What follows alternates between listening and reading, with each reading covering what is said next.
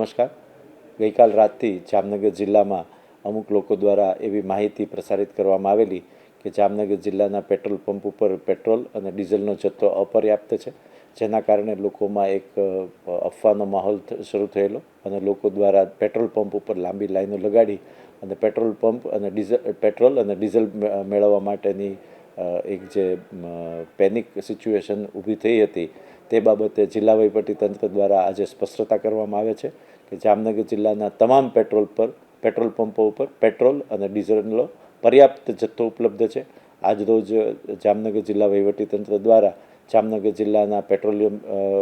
પેદાશના ડીલરો સાથે, તમામ પેટ્રોલ પંપના માલિકો સાથે તથા પેટ્રોલિયમ કંપનીઓ સાથે વિગતવાર ચર્ચા વિચારણા કરવામાં આવી છે, વિગતવાર મિટિંગો કરવામાં આવી છે અને તે અંગેની કોઈપણ પ્રકારની અફવાઓને નહીં ચલાવી લેવા માટે તંત્ર દ્વારા એ લોકોને કડક સૂચના આપવામાં આવી છે.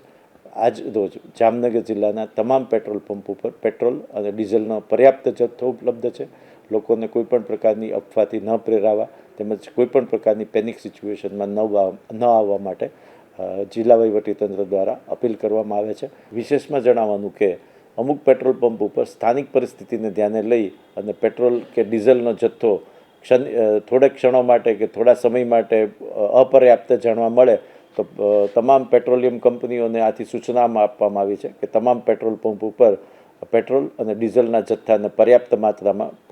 આપૂર્તિ કરવામાં આવે અને અફવા ફેલાવનાર લોકોની વિરુદ્ધ યોગ્ય કાર્યવાહી કરવા માટે પણ સૂચના પોલીસ તંત્રને આપવામાં આવી છે.